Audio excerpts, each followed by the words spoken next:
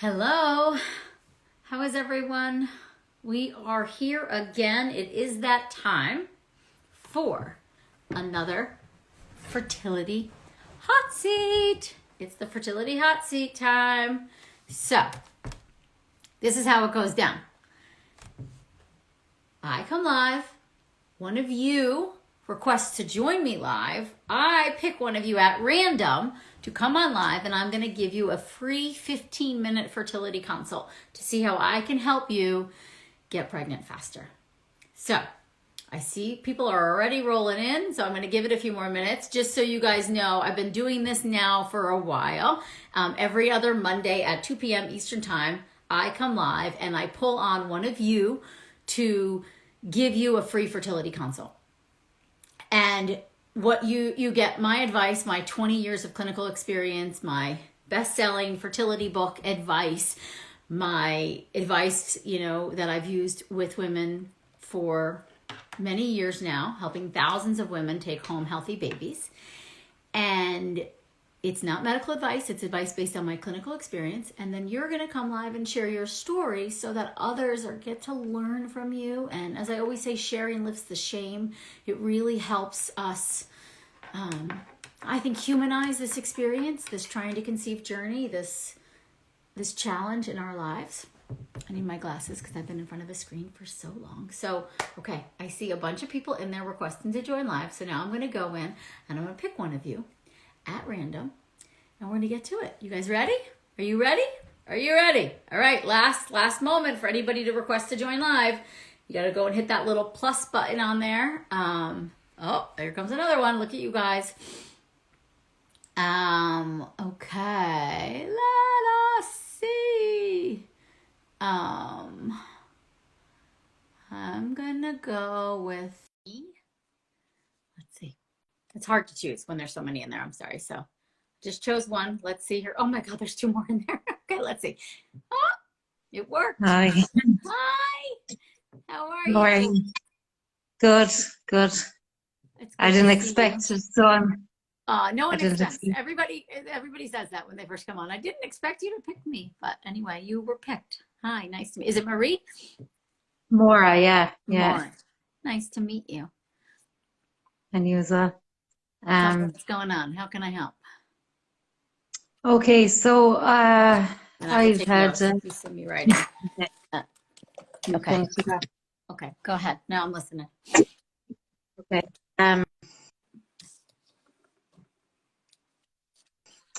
5 miscarriages. I suppose I started my journey 5 years ago. They were all natural conceptions, and I the first two, I had D&Cs, and they found that there was nothing wrong, or there was nothing abnormal. And then I went on a year later.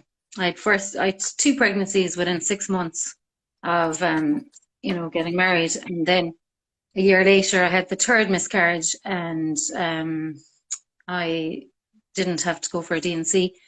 And then they did loads of investigations and stuff, and everything was fine. And they said maybe the next pregnancy to go on aspirin and progesterone.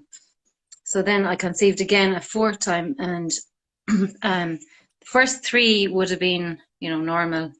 I suppose miscarriages would bleed, but then on the 4th miscarriage, I went in at 10 weeks and there was no heartbeat. So there was, they were saying, probably died at 8.5 weeks. So then I decided there must be something that's causing this, and there needs to be more to it. So I went, to NAPRO, natural planning and stuff, and they sent me for a laparoscopy, and they found out a year ago that I had stage 4 endometriosis and ovarian cysts. And also I've high natural killer cells as well. So it just, they were 21%. And Okay. I conceived after the laparoscopy, the same thing again. I was never put on progesterone before, or aspirin, and I was on it for the 5th pregnancy, and I had a bleed at oh goodness, I had a bleed at I think it was about 8.5 weeks, and they went in and there was a heartbeat and everything was fine. And they said to come back a week later, and they just said, sorry, there's no heartbeat again. So after that, I kind of lost faith in NAPRO and stuff because didn't get a pregnancy. Had four pregnancies myself and got to the same stage. So then I suppose in the last 6 months, I went to an immunologist and she did the Chicago bloods and stuff. And my killer cells are quite high now. They're like 40 something percent. They're a lot higher. And I haven't really been taking progesterone the second half of the cycle. And yeah, so I'm still on supplements. I'm on vitamin D. I'm on, a multivit for conception. I'm on the omegas as well. And yeah, I'm just kind of, I suppose my age as well. There has been no pregnancy in a year and a half, which I suppose is kind of, I'm 42 since just 2 weeks, yeah. You're still young. Okay. So no pregnancy in a year and a half. Okay. And you feel like you're trying every month and it's not happening, or have you missed months? Well, I suppose I probably have. I swim in the sea. I don't know, is that helping my uterus? In the Atlantic, it's quite cold. How often do you swim? Every day. Regardless of the temperature outside? Yeah, I just think it's great for mental health. Just, I'd be quite anxious about swim on the days that you have your period. That's like a Chinese medicine thing. Like on our heavy flow days, no cold water.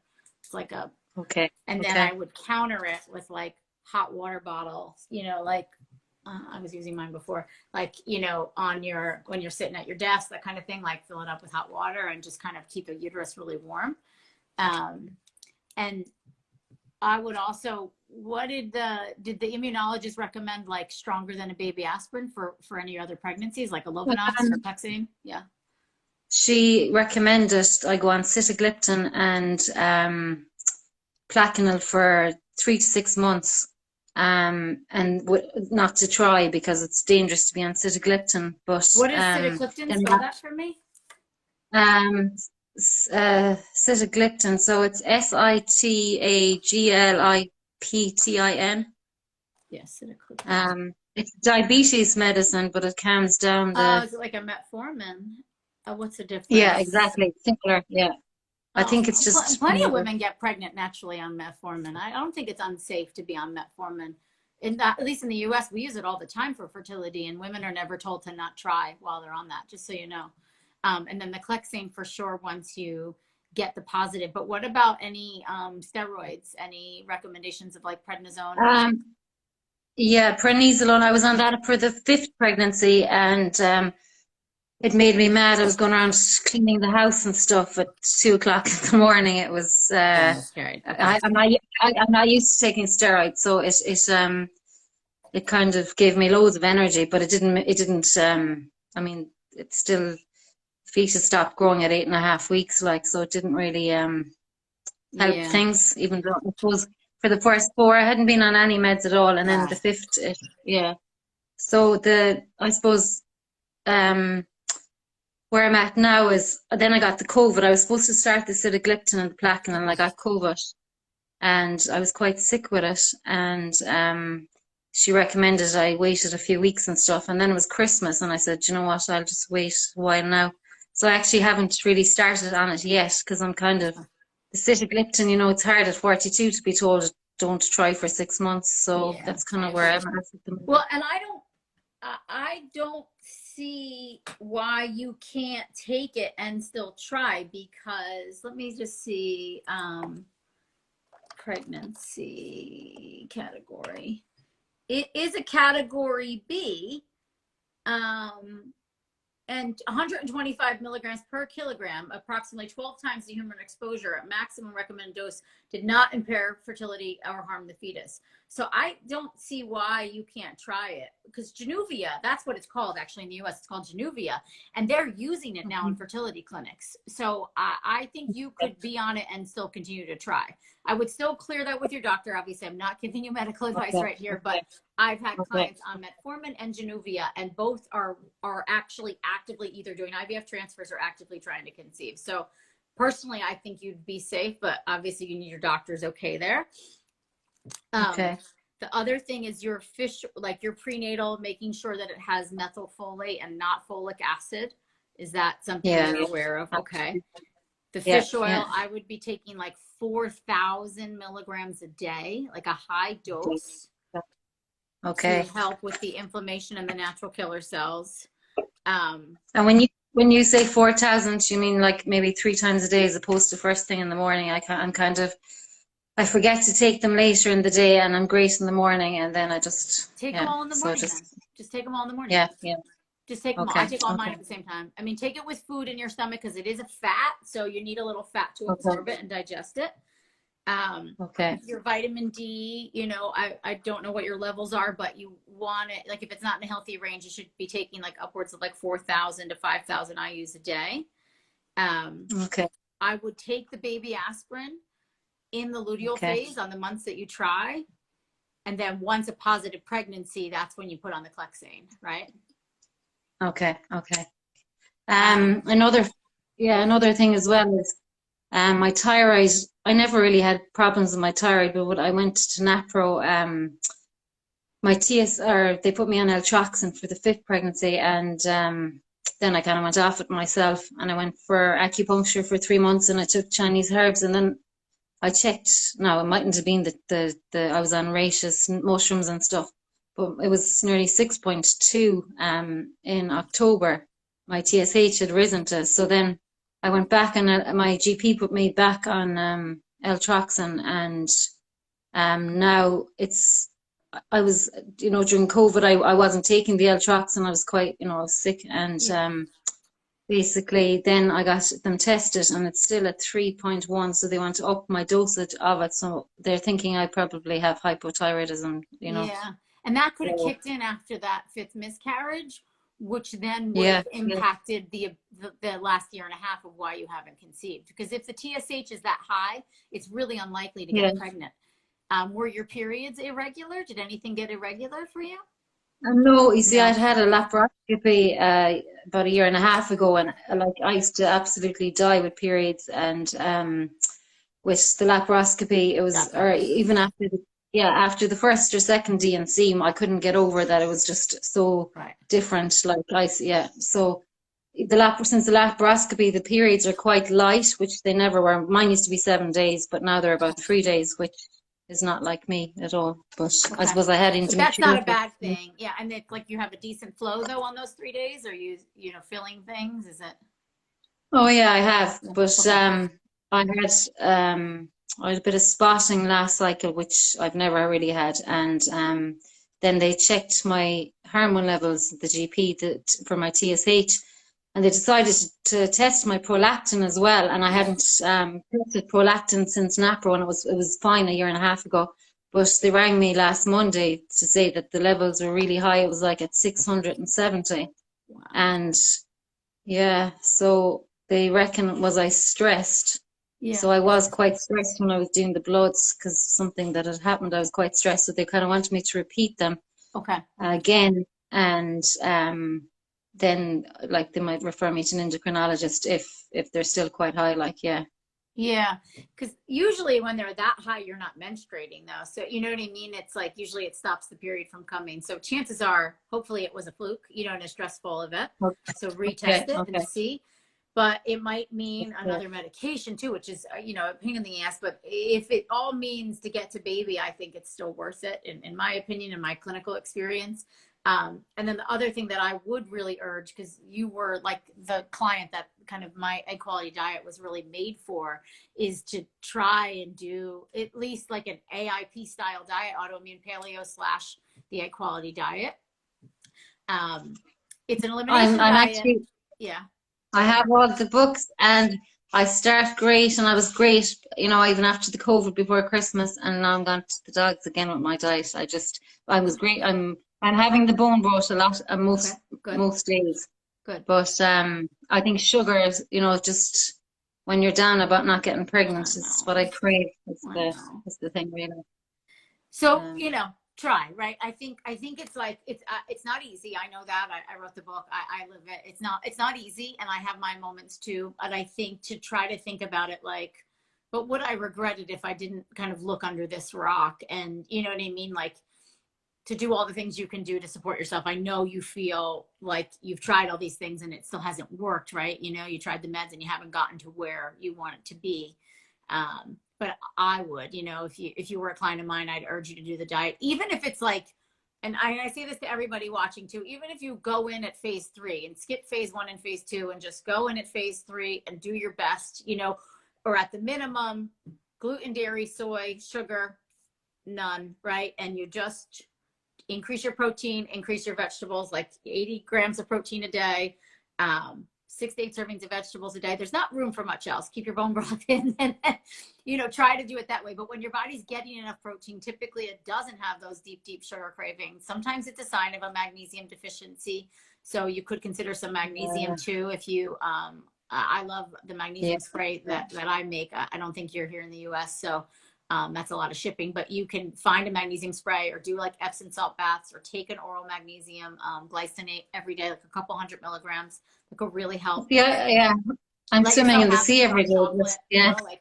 like pick your treats. That's what I do. I have like the dark chocolate kind of like cups that I like, and it helps me with my sweet cravings.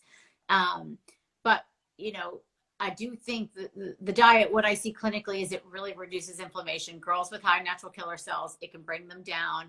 And so that coupled with like the Clexane, getting your thyroid under control, and even the Januvia, like there is some very promising research that it really helps from that kind of autoimmune inflammatory perspective, that it can help with what you're going through.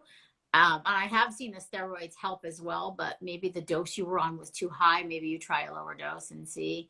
Um, I went to recurrent miscarriage clinic and they recommended like heparin from an X positive test because even though I've no blood clotting problems as such, they reckon you're better on heparin than not on it. Yeah. I'm with Yeah. them. I would do, like, I mean, let them take the lead, but I would do the baby aspirin in every single luteal phase if you try. So after ovulation, if you've tried that month, you take the baby aspirin. If you get a positive, yes, you start all the meds that they told you to do. And I would just start I'm calling it Januvia because now I know what it is, but this sitagliptin, I would start that too and clear it with your doctor. But as far as we are in the States, it's perfectly safe to try Metformin, yeah. so then like that hopefully makes you feel a little better. You don't have to put your dreams on hold. You know what I mean? But I would introduce that. I would try your best with the diet, go up higher on the fish oil, keep up with the acupuncture. And I also think like the year and a half of not getting pregnant, some of that might have been the thyroid. So it's like, okay, now my thyroid's under control. So I should be getting pregnant again soon, and give yourself the opportunity for the best chance of success. But 42, and you're getting pregnant pretty easily. I think your odds are very high of you getting pregnant again, A, but then B, with these other doctors. Yeah, I'm sick of people saying, "Oh, IVF," but everyone that I've gone to, for you. You don't have an it's not equality issue. You have a miscarriage issue. So exactly. IVF isn't going to solve it. Yeah. Like it's like even they told me, immunologist said, a waste of time. You're going to insert a healthy sperm, and it's going. My immune system keeps attacking it anyway. So So that's why for me, like, and what I've seen clinically is the diet like really does have a huge impact on it. So I would do my best with that. I would, do the things the doctors are telling you to do. And I've seen it clinically. Chances are it'll help you take a baby home. There's other things too you could bring up with the immunologist. There's something called IVIG, which is an IV that they give you kind of either in lead up or right in the beginning of the pregnancy, which is another immunosuppressant agent. And I've seen that, especially like I had a girl in Australia and it was similar. She kept miscarrying around the same time and they were always unfortunately healthy babies. And she was doing like the autoimmune protocol, and the IVIG was what took this baby home. Like she did all the diet with me. She was taking all the meds. She still had another miscarriage. It was the longest she'd stayed pregnant. I felt confident that what we were doing was helping. But when we introduced the IVIG on that 4th pregnancy, I think it was her 5th pregnancy actually, she took that baby home. And so that was, and maybe it was also the length of time. She had now been on the diet for, 6 to 9 months or whatever. Do you know what I mean? Who knows? But for me, I felt like the IVIG was kind of the last piece. So it's worth bringing up to the immunology. Since you have immunologists you're working with now, they're going to be familiar with it. But I've also seen the Januvia, like I said, is pretty new here. And I've seen that be promising too. So the sitagliptin, I would start that. I would just be like, okay, kind of like, I understand your side of like, listen, I've tried things and I still miscarried, but it's obviously the other side of it is like, but what do you have to lose to try these new things? You've already seen the worst of it, and yeah, that could happen again. Hopefully it doesn't, but like, you still want a baby, right? So let's do it. Yeah. It's like I said, I would prefer never to fall pregnant again than to have another miscarriage. I hear you on that. I feel that. I really feel that too, personally. Even like my husband trying to make Christmas, and he just says, you know what, we hadn't done anything in a year and a half.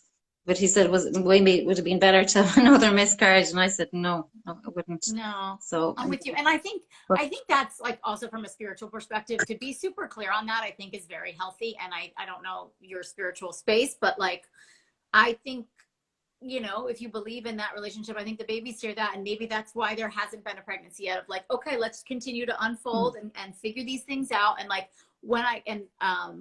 a nice message I've heard from a woman who does like spirit baby readings. She says to talk to the baby and say like, the next time you come, choose a body that's going to bring you all the way through. Like, choose one that's going to work for you. Because they say that it's not the spirit. We don't lose the spirit of the child. It's the physical. And so you talk to them about like the vessel that they choose. It's like, okay, I want you to come through, but you're going to choose the body that's going to bring you all the way earthside. That's what I want, and so you be clear on that. And that could be you were being protected maybe this last year and a half of like, what else need to be discovered. I suppose. I mean, how we gotta, I always try to find some way that makes us feel a little better looking at it. Who knows what the truth is, but I think you're still in it and you still want this baby. So I feel like do the things that you're directed to do. Yeah. And just a question about, after ovulations, swimming in the sea probably keeps the uterus cold. You see, I swim every day, and maybe the last year and a half, I've been like really swimming every day. So I'm wondering what that'll be. I don't want to, I feel like on this process, and speaking to all the women watching, there's a lot of suffering and there's a lot of things that are being taken from you. And I don't want to take something from you that gives you joy. But if in the back of your head you're thinking maybe it is impacting things, maybe you don't swim after ovulation, or you cut back the frequency and find another activity that lights you up and brings you joy. Or really counter it with like everything in your food, warm cooked food, hot water bottles on your abdomen, like staying warm, cozy feet, that kind of thing. And and being easy on yourself about it too, of like, okay, today I really feel like I'm going to do it, or today, maybe I'm not. And so just listening to that though, in your body and soul. But have there been women that swim in the cold ocean every day that get pregnant and bring babies home? Sure, there have been, right? So, I think there's more to your case than that, you know what I mean? But like from a Chinese medicine perspective, I'd probably say I want to do whatever we can do to keep that uterus as warm and cozy as possible. So even if you are seeing an acupuncturist too, you could ask for herbs for warming the uterus. That's always a nice thing to kind of counteract to any of the swimming. Because how long are you in the water for? Well, at the moment, just about 11 minutes. But you see, it's freezing, and it gets like February, March are the coldest months, so it's going to get colder. So, so maybe we find something that lights you up as equivalently, and you choose to do that as your exercise. I'm all for exercise and doing things that light us up. So it's like finding that balance. the sea, when you hit the water, you can't think about pregnancy or anything else. No. You just have to survive. And it's just that those 10, 11 minutes, to stop. Whereas meditation doesn't, Yeah, it or doesn't do the anything like same that, for you. Yeah. doesn't do it for me as much, But anyway. So that's Um, where then I think you weigh out the pros and the cons and just like, okay, and if there is damage being done by the cold, how can I counteract that? Can you have like a very warming process kind of before and after that you do? That would be nice. yeah, I Maybe some usually herbs go to for a support. brisk go. Yeah. To That's how warm I would up. look at it. Yeah. Okay. So, and then, I think get on the diet. That would be my get on the diet, get on the meds, and you report back to us. Okay. Definitely. Thanks so much. Thanks You're for welcome, my listening. love. Okay. Well, Okay. hang in there. Thank you. You're Oh, well, welcome. thank you. Thank you. Let's see. I'll let you hit the X and then, okay. Oh, um, hello, everyone. That was very lovely. Yeah, I think she's getting all the right support, and then it's just kind of getting all the pieces together. And then also having, like, I don't know if you call it the will to go on. It's not easy, whether you've had losses or not. Finding that will every day or every cycle is really challenging. So it's, having a lot of compassion and grace for yourself and meeting yourself where you're at. And, but I do always think about, just that question of like, but where else do I want to be? Do I want to stop trying? Do I want to just turn off that switch? Or am I still willing to be in here and continuing to try to, welcome this child? And then at what point do we say, and now I'm doing enough and the rest is, out of my hands, and I succumb or I surrender to the timing of my life. So, yeah, it's a lot to think about. But I love you guys. I'm cheering for you guys. I always appreciate how many of you tune into this. And I hope you get a piece of advice for yourself, but also a piece of tenderness for yourself too, and in the knowing that you're not alone. That there's so many women out there that have such strong desires as you do to bring a child through, and in the knowing that you're not alone, I hope that eases some of the pain and grief and sadness that's in your heart. Okay, with that, I'm gonna go. And I love you guys. I will see you on Thursday for my regular live. No, I'm actually doing it Wednesday this week. And then I'll see you in 2 weeks for another one of these. Okay. Mwah. Have a beautiful day.